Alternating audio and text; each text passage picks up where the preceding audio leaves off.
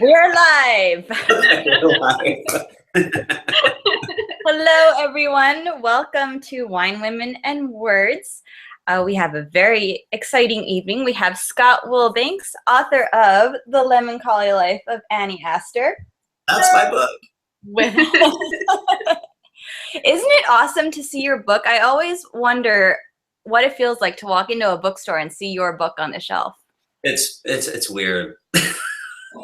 I think the weirdest experience is when I walk through an airport and I see it in the airport bookstores. I mean, that's just really weird. And you just kind of want to hang out and see if somebody looks at your book so that you can kind of, I mean, it's just you just do the stupidest things. No, I do that. I do and be like, when I finally get my book. When I finally get a book published, one thing I want to do is just walk by and just autograph randomly, and then walk away. I run this really kind of fine line. I'm a goofy person, and I'm a real people person, but I get really shy about the book, which is very Oh, really? It's very weird for me, but yeah, I do.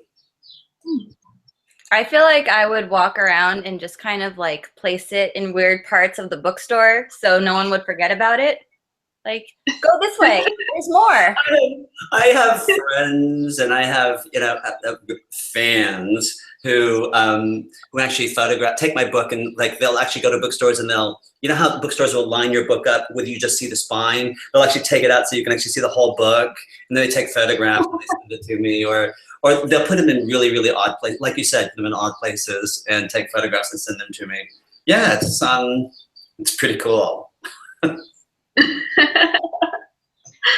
Well, we have, while I was reading the book, Diana had read it a little while ago and had talked about it so much. I went, oh my gosh, Michelle, you have to read this book. It's amazing. And I've learned long ago not to question Diana's taste in books. Absolutely. Don't question Diana's taste in anything, really. Certainly not your taste in artwork. Yes, exactly. And so I started tweeting Scott earlier in the month while I was reading it. And he told me to feel free to, send any questions his way. And, well, I have a list. Yes. I am fortified. I'm ready to go. Oh, good. So, Diana, do you want to kick us off? You know what? I'll let you kick us off. I'll let you start with the first question. All right. Well, the first question is the token, what are you drinking? Or no, well, it's more, what do you enjoy to drink when you're unwinding with the good Okay, stuff? well, what I'm drinking is quite sadly, this is SodaStream with sugar-free syrup in it, because we're actually going to some friend's house for dinner later on tonight, and I'm a wine lighthead. I mean, I'm just really, one glass, and I'm an idiot after one glass of wine, so I have to kind of parse it out. So this is right now, this is SodaStream. But to answer your question, like we were talking earlier, we're kind of cheating here. We have this product in New Zealand that's called Clean Skin. It's a generic label, and it's actually a label that where the really top-notch wineries, we've got some great wineries here in New Zealand. After they've done all their bottling, they have some wine left over, and they don't want, they're afraid that it's an imaging issue, so they take this really wonderful quality wine and they put them in these bottles called Clean Skin. And the best is their Shiraz. And you don't know which winery it is particularly, but it's the best wine. It's incredible wine, and you're getting it for pennies. And so I'm kind of stocked up on Clean Skin. Shiraz. I love the Kiwis. I love New Zealanders. We recently went to Fiji in August, and almost everybody was a Kiwi there. And yeah, I love people from New Zealand. I love it.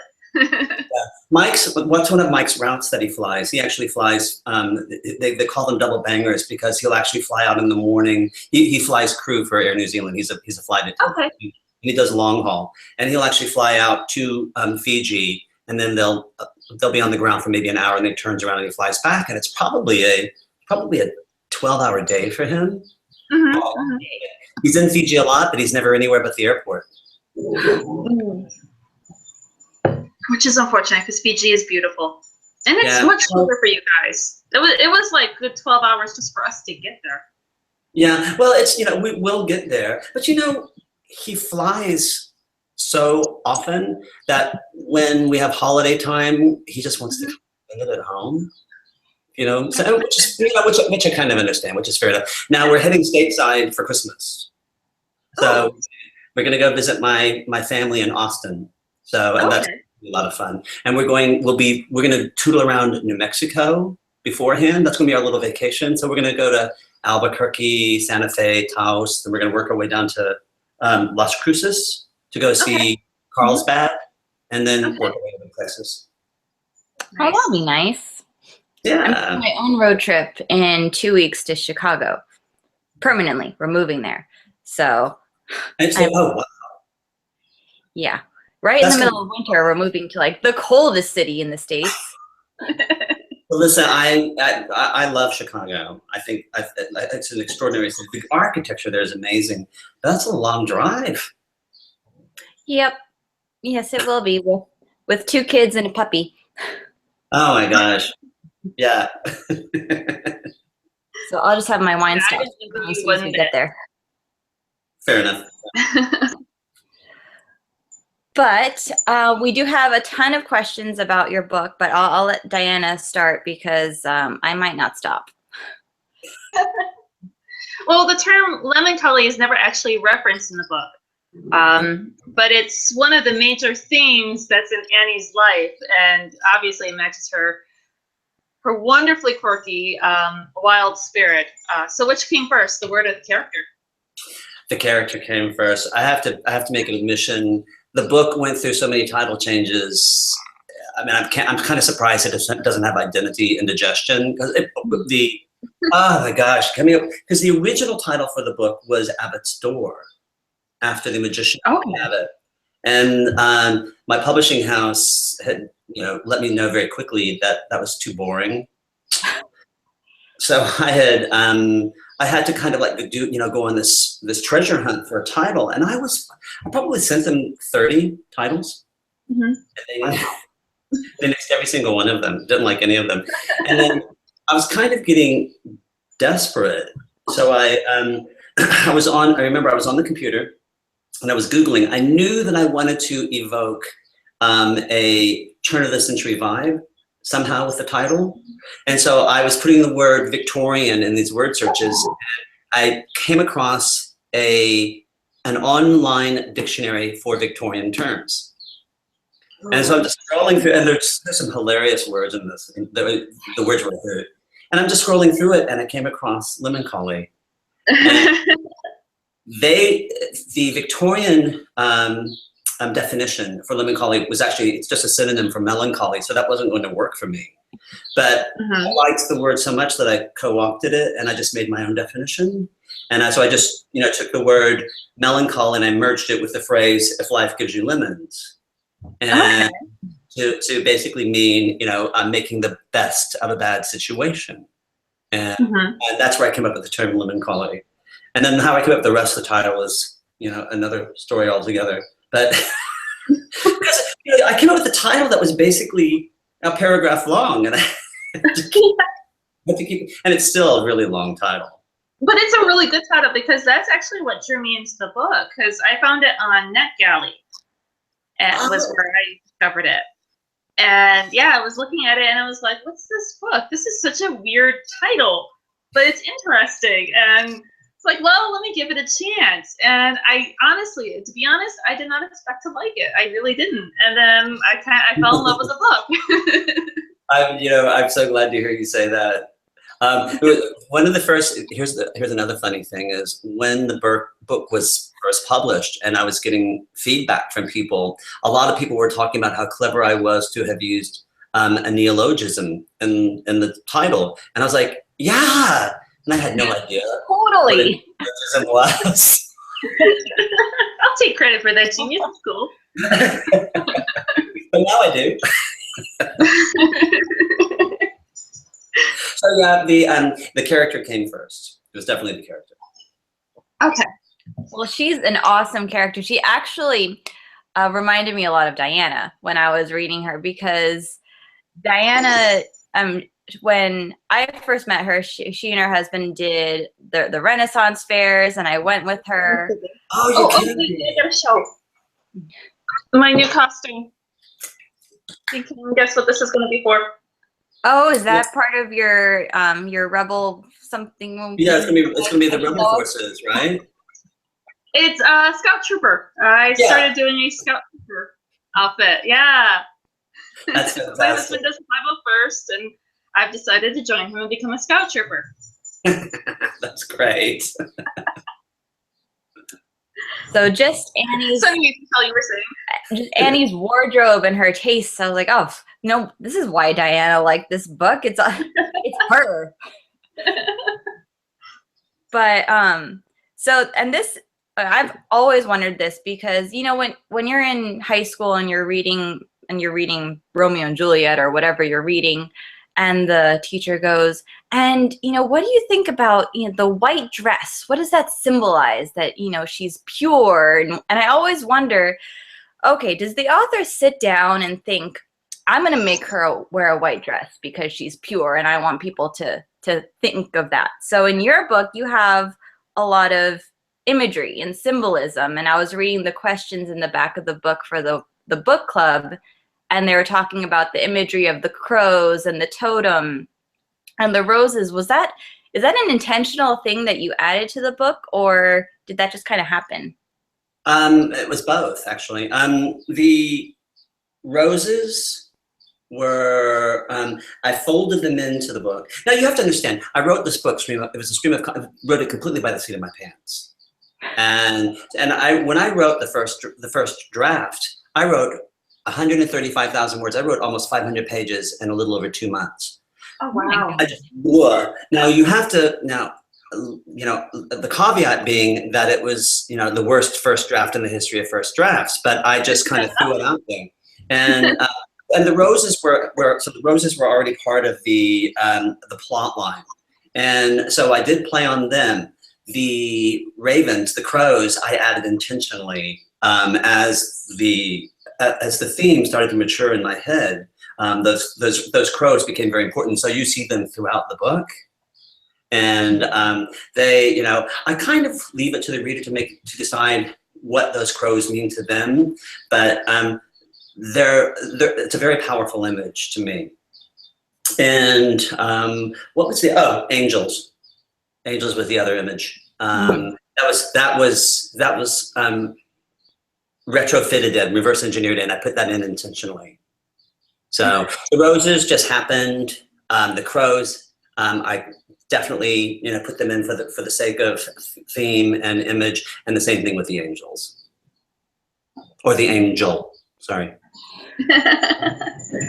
I love that part of Christian storyline, but we'll get to Christian storyline in a bit, because me being the time traveler fan and the huge Doctor Who nut, I love the time travel aspect of this book. Oh, that's great. So, was it, you know, the time travel? Were you really a big fan of the time travel? Are you a big fan of magicians, since the magician was what brought this about? Oh my God, you want the boring truth? Well, actually, the truth isn't that boring, but it's not at all what you expect. Okay. Okay. I thought any of the answers coming from you are going to be quite boring, so I don't worry about it. This is going to take some explaining. Okay. The book's plot line, Annie, Elsbeth, and the plot line of the book all resulted from a botched first date. I had a first date. It was horrible. we were having a coffee date, and about half an hour into the coffee date, the guy that I was having the date with leaned back in his chair, and he said, you know, I think we're destined to be great friends. Huh. And yeah. So, I mean, it kind of puts the kibosh on the conversation. Yeah. And, you know, I felt stupid. I wrapped up the conversation and said my goodbyes. I got in my car and I started driving home. And while I was driving home, I actually thought, I can remember this really vividly. I thought, you know, things are only inevitable if you allow them to be. So while I was driving home, I made up these two characters in my head. At the time, her name was Anastasia Biddleton. And the other one was Elizabeth Grundy. And I had Annie. I saw Annie as this woman who lived in contemporary San Francisco. And I used to see all these people. You know, San Francisco is really quite quirky, right? And I used to go down into the Haight and I'd see, you know, people walking around in the most outlandish clothes. So I have created this image of her wearing Victorian dresses. And then because of that Victorian vibe, I started thinking of Elizabeth Grundy, and I thought of her, well, the name made me think of this old school mom. And then I said, well, she is going to be a Victorian, so I put her in the past. Sorry, excuse me. I've got 3 dachshunds in my house right now, so. Are they miniatures? Yes. My first dog was a miniature dachshund. Oh, cool. Princess Heidi von Stelzink. I'll tell you about that later. Oh my gosh. So anyway, so I saw Annie and Elspeth as being friends. And when I got home, I had Annie, oh, that's my husband. I had Annie write a letter to Elspeth talking about her best friend, Scott, and how he has a crush on this guy. And I then emailed that to this failed date's work email address. And I woke up the next morning, got a phone call from him. I got a phone call and I answered it, and it's him, and he's laughing his butt off. And he's actually at work, and I can hear people in the background laughing. And he said, "Where did this letter come from?" I said, "Oh, well, I don't know. I just kind of dreamt it up." And he said, "Oh my God," he said, "this is hysterical." He said, "There need to be more letters. Annie has to write more." I said, "Oh, sadly, she can't." Mm-hmm. And he said, well, why not? And I said, well, because Elspeth has to write back. I said, it's the obvious thing in the world. And there was this long pause, and he said, "Oh, am I Elspeth?" He said, yes. I actually made him write me back from Elspeth's perspective. And we started writing these letters back and forth. And I started just calling them the NEL letters. And I can tell you right off the bat that Elspeth had really bad grammar for a schoolmarm. I mean, and so it just became a seed that just kind of sat in the back of my head. And then when I went to start writing my first manuscript, those were my characters that I started with. And I needed some way for them to be able to communicate, right? For them to be able to somehow, for them to be in each other's pockets, so to speak. And frankly, I just kept on seeing the Wizard of Oz, the house dropped in the wheat field. And I could see Annie just walking out her back door and walking across the wheat field and to go meet with Elspeth. And so I just kept thinking, she's walking out her back door. There has to be something strange about that door. Mm-hmm. And that's how I started developing the time travel conduit concept. And then I had to kind of develop my own little science around it. And that brought in David Abbott. Mm-hmm. So that's how the time travel conduit, the door, came into being. And I have to be honest, I have to go find my old notes. I actually have notes and notes and notes of this fake science that I created that allows time travel to happen. And it has to do with, there being distinct resonances all over the planet, and how the door simply taps into those resonances. It doesn't actually move the people. It actually kind of ushers them through these different resonances. And kind of kooky.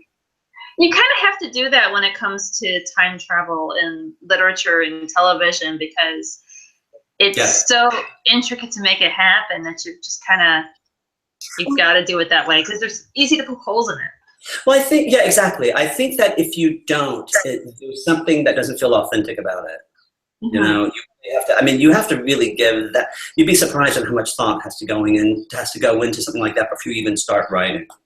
Mm-hmm. So, yeah. Well, I don't think that's boring at all. That is not a boring story. But none of it is boring. I am not a physics major. You know me, but I've never watched an episode of Doctor Who. Just shoot me now. It's okay. I can forgive you. I can find it in my heart to forgive you. But I can say that when I had finished the manuscript, and I was probably on my third draft, somebody had said something to me, said, have you ever read this book called The Time Traveler's Wife? And I hadn't read it yet. And I went and read that book and nearly lost my plot because that book is so beautiful. Oh, I bawled like a baby at the end of that book. Yeah, God, just such a because beautiful. I didn't like it. Well, either you love it or you hate it, right? Yeah, I You guess either hate it so. or you love it. So I don't know. It just really grabbed me. Oh, I bawled. I remember when I finished reading that book and I was sitting in my car on my lunch hour, just sitting in my car reading this book, bawling. Yeah. And then I had to go back to work and finish my job. Well, and I did that recently with another book. Oh my God, I think I cried throughout the last half of the book. Oh, well, when I was like, you want to know now? Well, you don't. I mean, if you don't know which book it was, it becomes so obvious when I say it. Have either of you read The Nightingale? No. Oh, yes. Have you read it? Oh my God, I am right there with you. Yes. Yeah, I cried and cried and cried and cried. Yes. What was bad for me was I was actually at work and it was a quiet day in my office and we didn't have any clients coming in. So of course I pull up my phone with the Kindle on it and start reading, and yeah, I'm crying in my office and hoping nobody walks in because that's just a heartbreaker. Oh. Yeah. Well, even while I was reading your book, at a certain point, I text Diana and I said, I'm going to need tissues at the end of this book, aren't I? Yeah. Pretty much. And then you get to that point when Annie comes back and everything's kind of like hitting the fan. I'm sitting there going, oh no, don't do this to me. Not right now. I'm so thrilled to hear you say that. Because I can remember every sentence that I wrote and how I was responding as I was writing the sentences. So I can only just hope that the reader responds the same way. Well, this month, so just as a little side note, I'm one class away from finishing my bachelor's degree, and this month I had my huge project due. So my reading time was like down to very, very minimal. Yeah. So I'm up last night until like midnight going, I have to finish this book. Well, I hope it didn't feel like homework. No, oh my gosh. And like everyone's asleep. I have family in town for Thanksgiving. Everyone else passes out at 9 p.m. and I'm sitting here with my book and there's no one here to freak out with. So I'm sitting here going, oh shit. Oh no. There's no one. I have no one right now. That's great. But it was crazy. And I've never done this with books, but I actually started a list of quotes that I loved from this book because their writing was so beautiful. And Ooh. I wrote down quotes and what page they were on, and I wrote the whole thing down because some of it's beautiful. Thank you. Oh my God, now I'm going to start crying. That was really important to me too. I didn't want a reader to just simply have the experience of a story. I wanted them to also, I was hoping they would fall in love with the words themselves, with the way I put them on the page. And I really worked hard at that. I mean, there were a lot of drafts that went into creating this book, and it's a learning process. When I wrote the first draft, oh my gosh, when I wrote my first line of dialogue, I'm writing exposition, blah, blah, blah, blah, blah, blah, blah, blah, blah. And then I get to my first line of dialogue, and I was like, how do you write dialogue? I actually walked over to my library and opened up a page, and I went, oh, okay, you indent, quotation mark, capitalize, dialogue, comma, close it, dialogue tag, period. And that's actually, that's how green I was when I wrote the first draft. But we all got to start somewhere. Yeah. Okay, so Michelle, I'm curious, what were some of your favorite quotes? Because I've got my favorite quote. Because I think we should share them since we brought it up. Well, let me pull it out. Here, quote, you can't see it, but it says quotes from Annie Aster. I think my favorite one, and I had to stop writing because the whole speech that Annie gives to Christian when she gets back and she knows that something's not right with her. Yeah. That whole speech that she gives him, not to be afraid and not to hold himself back just because for the sake of acceptance. I loved that. But my phone was charging and it was across the room and I was in bed and I was like, I don't want to get up. But my favorite short quote was by Elsbeth, and it was, "Never lower yourself for others. Make them rise to you. Whether they can or not is their burden, not yours." And that was on page 53, by the way. Yeah, that was in one of her letters.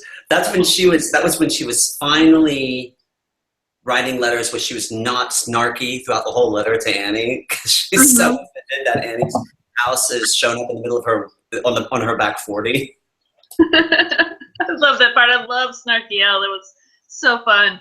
My favorite scene was with Christian and Edmund when they're finally confessing their love, not to give away too many spoilers. That was my favorite part of the whole book. I swooned at that point. You're killing me.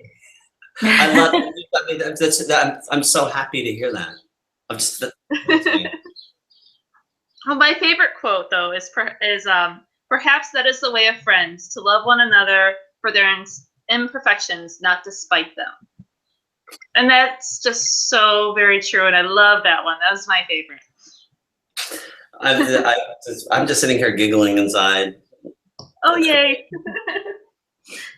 Well, so another question that I have is, there are so many subplots in your story, and I started reading it before everything picked up for my class and I was able to really sit down. So, and then I had to take a break and I came back and I was like, okay, wait, so what's going on?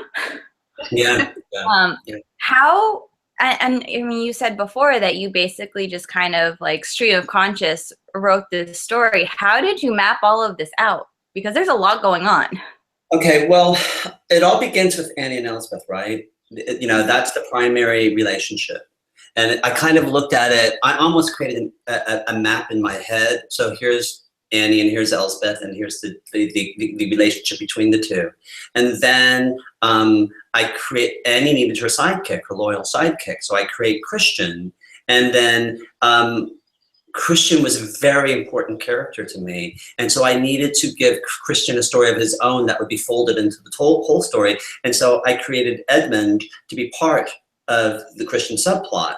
So then you have Annie and Elspeth here, and you have Christian and Edmund here, and you have these two lines. And then you have this line connecting Christian and Annie. Then Annie goes back in the past, and she can't navigate the past without some help, right?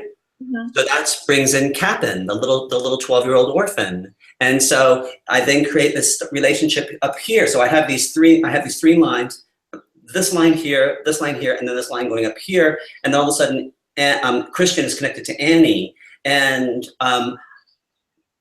Annie and Elspeth plot is the most important plot, but I did want to give strength to the subplot. But then Edmund was kind of, all he was doing was supporting Christian, so I wanted to connect him to Elspeth in some way. And so basically what happened was I started I was creating a map in my mind, trying to create a balance, primarily because I realized what the story was about for me. And this may shock you, but the story is about loneliness.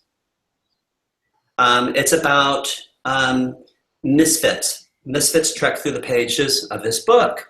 And each one of the characters is actually almost a representation of something.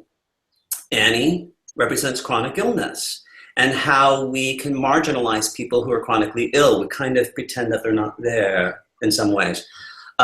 Elspeth represents old age and how we kind of isolate people who are in their senescence. Christian represents a man who is struggling with his identity, especially his sexual identity, because he wants so desperately to be seen as a good person, because he is a good person, right? Mm-hmm. Really, that's why I named him Christian. He is the most Christian person in the entire cast. But he deals with a lot of shame because of this secret that he's pushed so far within his subconscious that it actually causes him to stutter. So the fact that Christian hides his sexuality has affected him physiologically. And I needed somebody then to bring Christian out and to make him a whole person. And I thought Edmund was interesting in this way because Edmund is a functional drug addict. So great person, but he has this demon. And then the last one, of course, is Captain, who represents orphanhood. So, this book is all about loneliness, and I needed to find a way, I had to find a way to tie all of these people together so that they become a family, so that they're no longer lonely, so that the lonely people become a family that's no longer lonely. So, the rest of the plot, it's kind of crazy. It goes, it's time travel and there's a murder mystery and all of this stuff, but really at its heart, it's about these people finding each other and creating a family. And that's why I wanted to do this book for the month of November, because obviously here in the States it's Thanksgiving. And we kind of seem to find these themes for the month. Like September was Shakespeare. Last month we did a murder mystery book. And it was like, okay, I want to do something that's about family. And this was the first book that came to mind that dealt with that, because family isn't all about the people that you're born into. Right. It's the family that you end up creating for yourself. And that was what a lot of the book was about for me, was just these people coming together and realizing that they have their own family. Thank you. Yeah, that's wonderful. Mm-hmm. I don't know, that's wonderful. And that kind of answered another question that I had while I was reading, as I finished the book. I kept thinking, Annie, she stands on her own just with the story, and I kind of wondered, well, why add the illness? She doesn't. It's not really essential to the plot. Runs without the illness, but I mean, now that you've explained listen, my head is so wrapped up in the new manuscript. I could probably give you another dozen reasons why I gave Annie, made her chronically ill. But I wanted to make her physically frail, but strong in character. I wanted that real irony. I wanted her to be an ironic person. She's Juan. Her last name is Aster. And not because of the rich family. I named her after the late blooming flower that's so delicate. So, there were no, I was very conscious about the names that I chose for all my characters. Like I said, Christian, I chose that name quite deliberately because he, while he thinks that he's not a good person, he is like he is the all good person. He's the representation of a good person and as loyal as they come, right? So, and you have Annie Aster, the late blooming flower. I chose Elspeth Grundy because the sound of her name is just so dowdy. And it's a cantankerous sounding name, right? And she's a really cantankerous character. So, and then Edmund, I actually chose the name Edmund because it's actually a take on a very close friend's name who died of an overdose. So, I saw that in the dedication, and I was going to ask about it, but I wasn't sure if. Oh, feel free to ask me anything. So there was a real life Edmund. Edmund was actually the guy that I had the coffee date with. We ended up being together for 4 years, and his prognostication ended up being true when he said that we were destined to be best friends, because we realized we made really, really good friends. And we became the best of friends. And then when I met Mike many years later, and I was writing the book, and I'm living in New Zealand, the gentleman's name is Todd Menard. So it's Edmund Martin. And Todd's middle name was Edmund. So I took Menard and I just played with that to make it Edmund Martin. And Todd and I were actually on Skype together planning his first international trip. He was going to get his passport. And he was coming to visit Mike and me in New Zealand. This was just before the book was going out into production. And after he planned the trip, we spent 2 hours on Skype.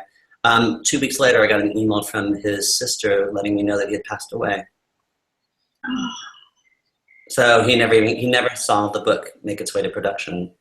Oh, that makes me want to cry now. So well, I don't want anybody to cry, but it's true, and it is sad. It's very sad. Yeah. So anyway, that story. There's that story. Well, Michelle, did you have another question that you wanted to add in, or is it my turn? it's your turn. We just lost track with the questions and everything because we're having such a great conversation here. Let's see here. Okay, here's a good one. Why does Color collect Pinkies from his victims? Because we all have those weird collections, and his, I think, might be the weirdest of them all. Because Color is evil. You know, you've got this dynamic duo. You've got Ambrosia's Color and you've got Daniel. And if you didn't catch it, Daniel, you don't know whether that's his first name or his last name. He only goes by Daniel. And Daniel does all the dirty work for Color. And I had to there's a point in the manuscript where I had to make it clear to the reader that Ambrosia's Color wasn't just a hard-hitting businessman who had a crummy side. I needed the reader to understand that he was truly insane, that he was demented. And so when I actually went with the pinky fingers of his victims, I actually had written a section that was so long and so gross. I mean, I really piled it on. Do you remember the scene where he's actually in his office and he actually cups his hand around a cockroach and he picks up the cockroach and then he pins the cockroach on the insect entomology set and he takes a cigar and he burns off the cockroach's legs? I took it even further. Oh man! and my publishing house said, "Pull it in, rein it back." So it was really, because there's a reveal around Ambrosia's Color and Daniel also, right? And I wanted to make that crazy reveal understandable. And so I needed to cross a threshold to where the reader realizes he's nuts. Well, you did it. Thank you. When you write, I remember writing that, and you're kind of like unleashing something, and it's like, it was actually kind of fun to write because it was just so weird and awful. Can't explain it better than that. It's a wonderful dark side of being a writer. I know people would be disturbed by my search histories that I've done for my own writing. For the one manuscript that I'm getting ready to publish, I've got all these like weird like diseases in the search history, and then the one I'm doing for National November Writers Month, I did this search about landmines in World War II and the injuries from landmines. So I had all these really weird things in my search history. Yeah, I do not want anybody to see what my research history looks like right now for this new book because there's some craziness. There's some more craziness going on. Yeah. I'm just curious about this new book. Can you tell us a little bit about what it's about? A little sneak peek? Or are you not ready to talk about it? I'm actually getting really excited about it. I'm really getting excited about it. The protagonist, there are co-protagonists. One's a man, one's a woman. They're both young. The young man is in his early 20s. He is his mother was struck by lightning during childbirth. Huh. And it's a little crazy, and she comes out of it fine, but as a result of this lightning strike, he has no skin pigment whatsoever, not even in his eyes. So he's snow white, and even he has no coloration in his eyes. They're snow white also. And because his appearance, he's actually quite beautiful, but because his appearance is so shocking, he startles people so badly that they get the startle reaction to him, and it either goes to their feet or their fists. Either they run away from him or they want to beat him up. and he's just a very sweet soul, but he's quite intelligent, but he has a naivete to him. And he's, as a result of all this bullying that he's taken on his life, and because of some really unfortunate things, he becomes a shut-in and a night owl. And he lives in this little apartment he's from Louisiana, but he now lives in San Francisco. And he writes children's stories in verse under a pseudonym. And his pseudonym is actually quite famous, but nobody knows who the person is. It's kind of like Dr. Seuss. And so I'm actually weaving all this poetry into the book. But this, my character, the title of the book is his name. And he comes from the Pickens family. And his first name is Easy. So, yeah, so the book is Easy Pickens. And then his co-protagonist in this crazy book is this really lovely young lady who has this disease called osteogenesis imperfecta. Are either one of you familiar with that? I am not. No. Yeah, it's kind of crazy. And it's also called the brittle bones disease. Oh. I watched enough Grey's Anatomy that now it sounds familiar. Yeah, so she actually has brittle bones disease, and she's also a recluse and she's a shut-in as a result because she's now getting better, but she has type 1 OI, which is the mildest form of it. But her bones used to break so often and so easily that she shuns people. She stays away from people. And it's how they come together and the adventure they go on. And I'm actually getting quite excited about it. It sounds like another great book. I'm looking forward to this one. Thank you. Well, I probably threw out 400 pages, threw it all away. I mean, it's sitting in a file somewhere, but I started over because it just wasn't doing justice to my characters. And now I'm finally starting to settle in with them, and I'm excited. I'm actually getting, impatient. I want to be done with this book, but I want to take it slowly to make sure that everything just right. So who knows when it'll be done. Well, we'll read it once it's finished. I will let you know the minute it goes out. Now I have a question about time differences. So there's back to Annie Aster. Between Annie and Elsbeth, there's obviously the time difference, the time traveling time difference. But there's like that one little mention that there's a 2-hour time difference too. Yeah. And I just thought that was it was so strange that it was just mentioned once and it was never brought up again. But what was the meaning behind it? I can't believe you asked that because nobody else has. Really? And it has a very specific purpose, and it's actually going to answer 2 more of your questions that you were talking to me about earlier. So it has to do with the second book. So there's actually a follow-up book to the Lemoncholy Life of Annie Aster. Oh my God! So excited! And so there's that little thing that little 2-hour time difference actually plays a part in the next book.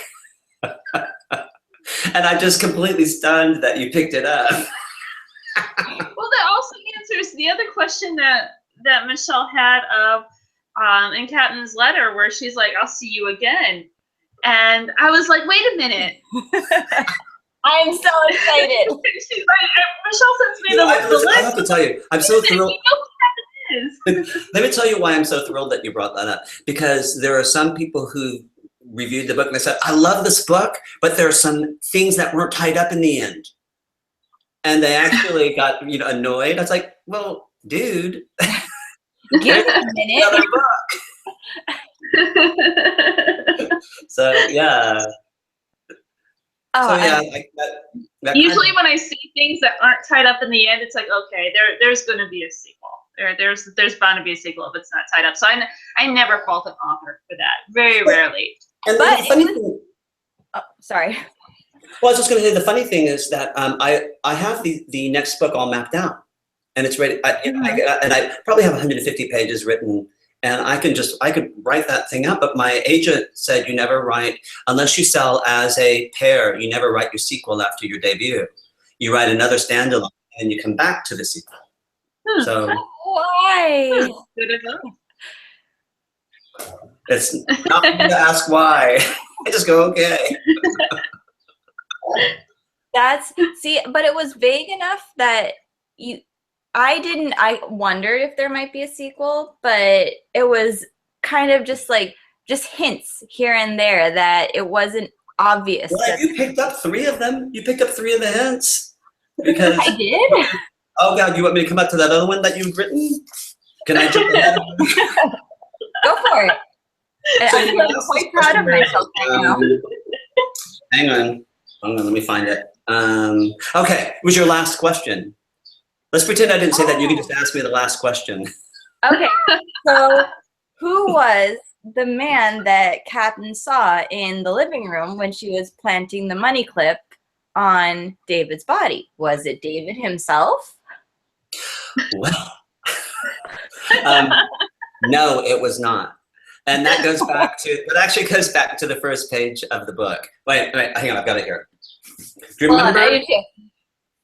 Do you remember on the first page, the very first letter that Abbott writes to Randall, the priest? Yeah. Okay, so he writes, Randall, I've not forgotten our quarrel, but I'm asking you to put that aside for the sake of scholarship and the friendship we once shared. You were right, I fear. I meddled in something beyond my understanding.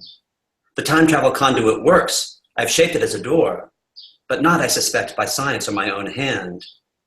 You are the only person who won't think me paranoid when I put words to my suspicion. Something slumbers within it. Something with designs of its own.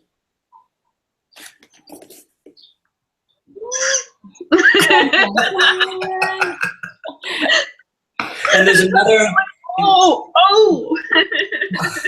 So there's actually another hint in the book that you probably just kind of, and I'm sure you caught it, but you just kept going through. But there's actually another hint.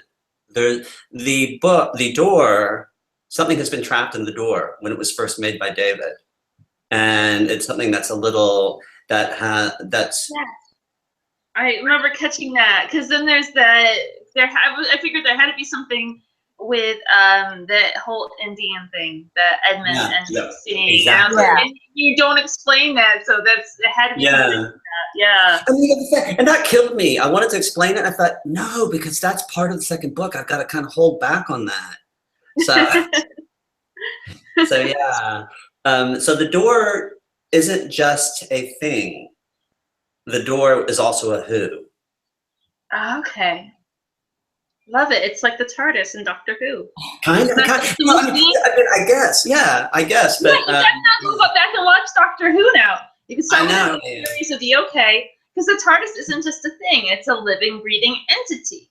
I didn't know that. See, a very dear friend of mine from high school has been telling me to watch Doctor Who ever since she read my book. Because we've talked about a couple of these things. Because she's like, she won't take no for an answer. She's like, you got to tell me what's going on here. Well, now you've got two people telling you need to go back and watch Doctor Who, and I think now you need to go and actually do it. Okay, all right, I will. I have to finish the last season of Downton Abbey, and then I will watch Doctor Who. Yes. Oh, that's another to start. Yeah. So anyway, sorry, I didn't mean to hop over to your last question, but anyway, just that they all tied together. And I was just laughing while I was reading your questions. I was like, oh, crap.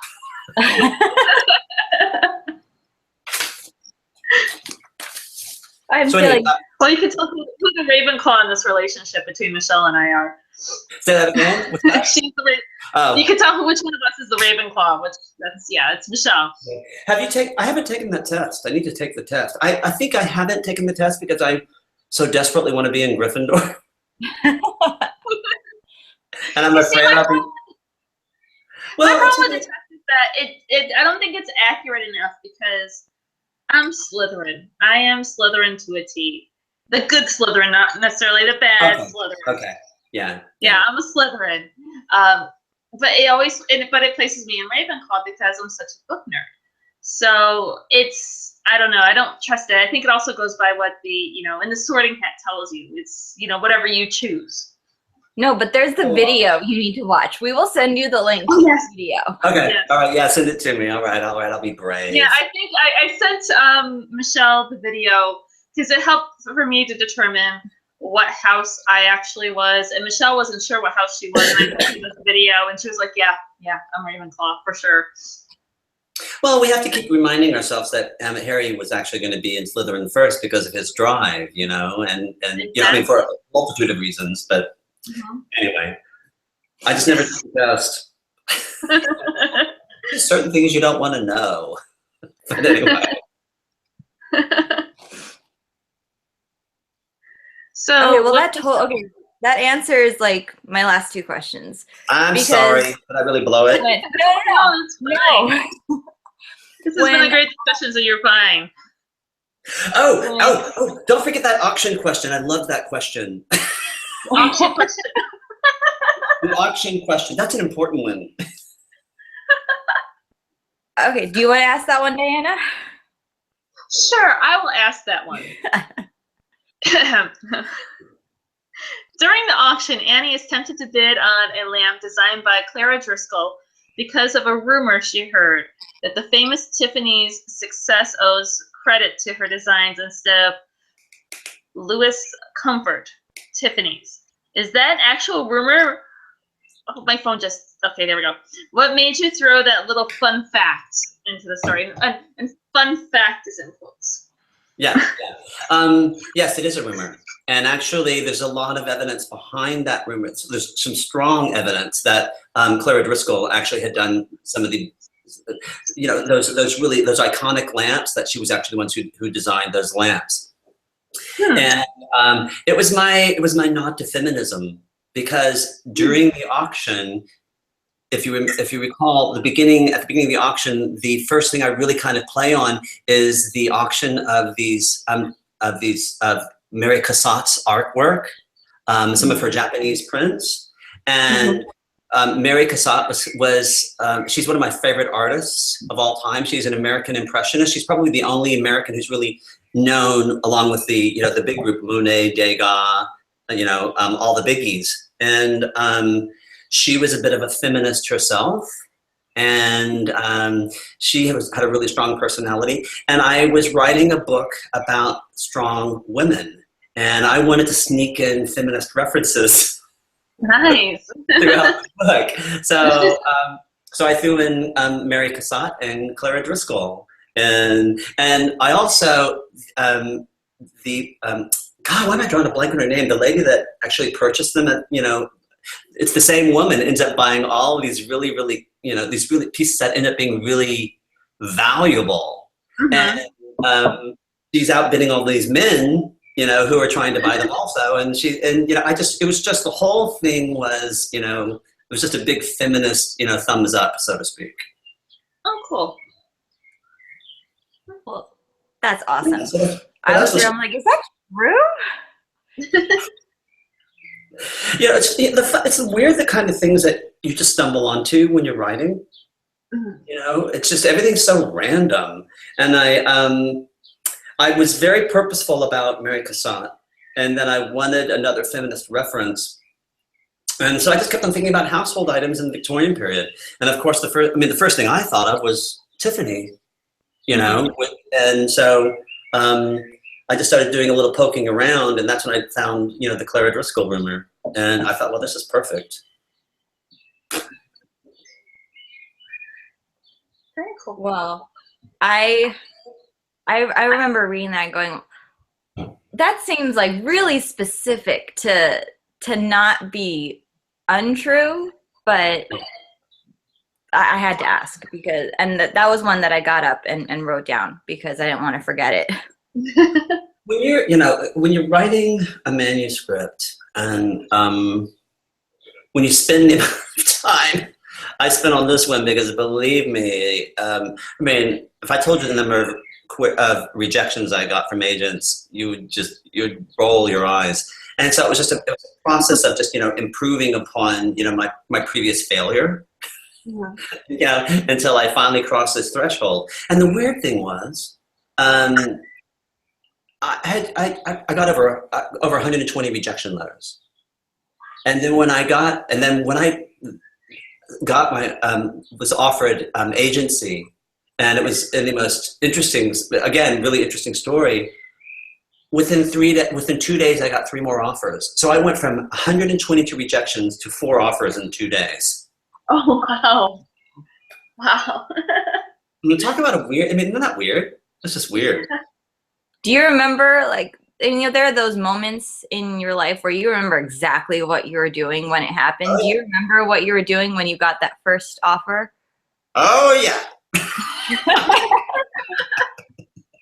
Listen, I'm going to tell you. You're being too coy. I'm going to tell you. I had so many rejections that I was starting to recycle agents, and you don't requery agents. So what I was doing was I was changing my query letter a little bit, and I was changing the title of the book. And I would go back to the same agents. But I had discovered they have this thing. When you send a query, everything, the whole process of finding an agent begins with this thing called a query letter. And it's the bane of all authors. And unless you have a personal connection with that author, you go into this thing called a slush pile, and they probably get 50 queries a day, and so you have like 10 seconds to get their attention. And that's it, or they move past you. And I decided I need to, reduce the degree of separation so that I could, get a little bit, maybe get a minute of their time. And so I started taking online courses through Writer's Digest University. You pay like $50, $60, and they have different courses on like how to properly write a query letter. Well, I would only take a class if I saw that an agent was facilitating it, and if the agent reserved the right to request material. And I would take classes I didn't need because I was just like, okay. So there's this one course on how to write a query letter, which I had written mine 5,000 times. And it was being facilitated by these 2 agents that I wasn't familiar with. And if you sent your query letter into them soon enough, they were actually going to review it in front of this whole class online. So, you're all scattered over the world taking this class together. And I was in Texas visiting my parents at the time. Oh, hello. His gig. The one who decided to bark because she wanted on my lap. Okay. Well, so I'm at my parents in Texas. I'm on their back deck.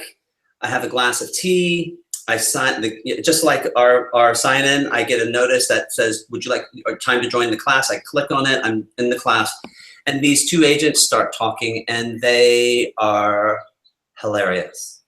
They are Abbott and Costello. They are brilliant, and they're talking about the query process and how you write a letter. And I'm just laughing at everything they say. And then they say at one point, one of them says, "Okay, now it's time to review some of the query letters." And then on the screen, an image pops up of this whole family of meerkats, and they're all hugging each other in fear.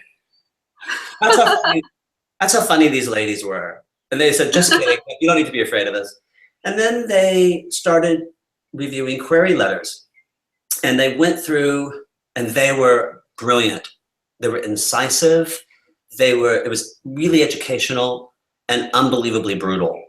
And after having done 6 query letters, neither one of them had requested anything. They just kept going on. And I was like, okay, this is going to really suck.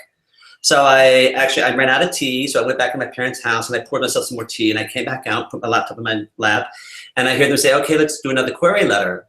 And then they both started to laugh. And they said, "Oh, this one."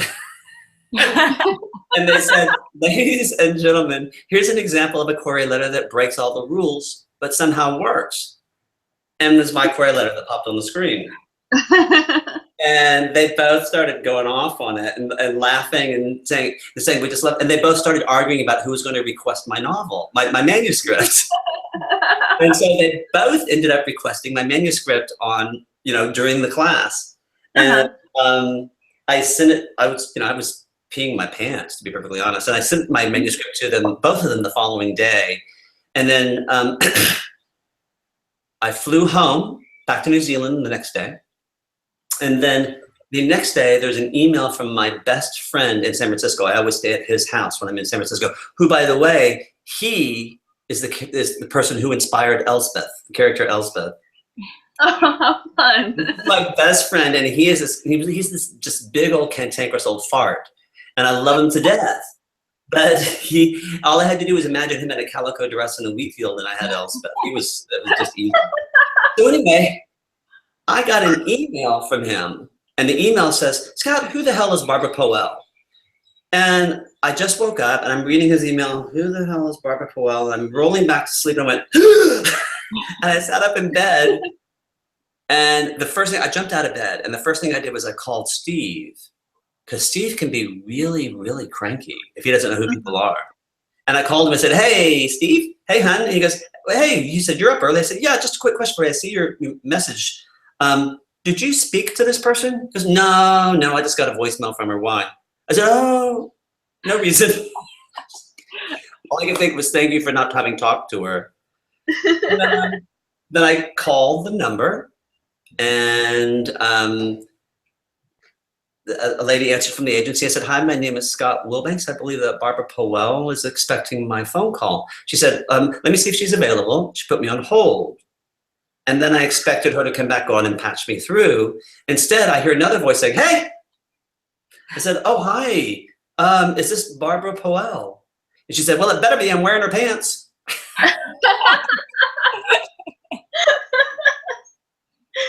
And that was enough for me. I mean, she could have been, she could have been a witch doctor for all I cared. She was just too funny. I said, okay, that's great. And then I signed with her. And it wasn't until after I signed with her that I found out that she was a really big deal. So, Oh, wow. yeah. So anyway, that's my story. Neat. And I think my husband's like motioning to me because we're supposed to be at dinner in 15 minutes. Oh no. Well, well, our time, we were a little over our time anyway, so we will let you go. Thank you so much for joining us. It was a wonderful conversation. Thank you very much. This was a lot of fun. This was a blast. And if you have any more questions, just email me or whatever. So We definitely. We will. Yes. Thank you. Thank you so much. Thank you. And please continue harassing me on Twitter. That's fun. Oh, we will. Okay. All right. I got to run. Bye. Bye-bye.